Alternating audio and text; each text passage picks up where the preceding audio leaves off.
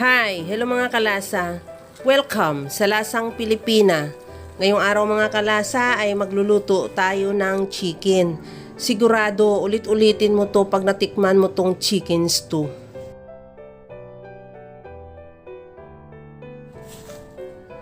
I-season ko muna yung chicken sa asin at paminta. At i-marinate ko yan ng mga at least 30 minutes. Habang ginagawa ko yan mga kalasa, kung bago ka pa lang sa aking channel, welcome! At huwag kalimutan mag-subscribe at i-click ang bell button para sa mga notification. At kung dati ka pa, welcome back at i-follow mo na rin ako sa aking Facebook page Lasang Pilipina.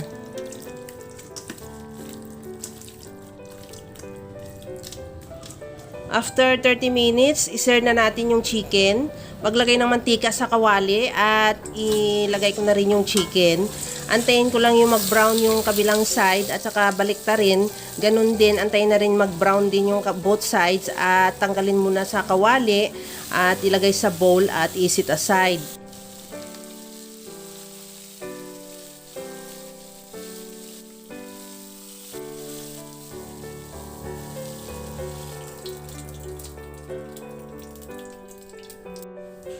Sa disim na kawali, magdagdag ako ng kunting mantika at igisa ko na rin yung bawang.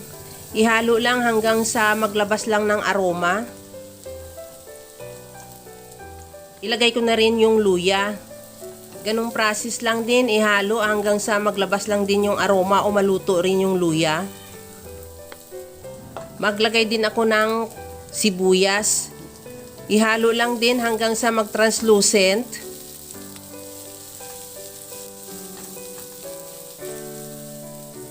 At ilagay ko na rin yung kamatis. The same process, ihalo hanggang sa maluto lang din yung kamatis.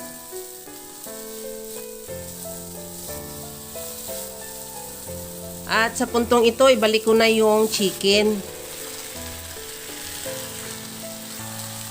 Ihalo lang mabuti para magisa lang din na mabuti yung chicken.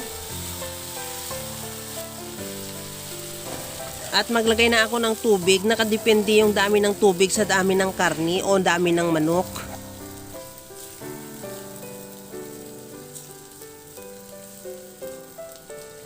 Timplahan ko na rin ng paminta. At maglagay na rin ako ng patis. Takpan hanggang sa kumulo lang yung sabaw. At ilagay ko na rin yung patatas. Maglagay din ako ng carrots. At lagyan ko na rin yan ng sayuti.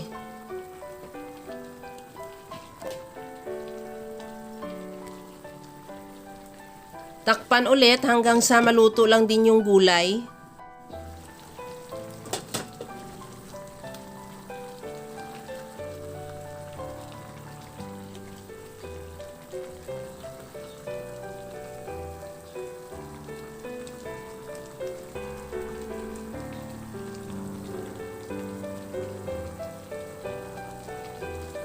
Sa puntong ito na okay na rin yung ating mga gulay na nilagay, maglagay na ako ng Baguio beans at ilagay ko na rin yung bell pepper. Para mas lalo masarap yung ating chicken stew, maglagay ako ng evaporated milk, pwede rin gata.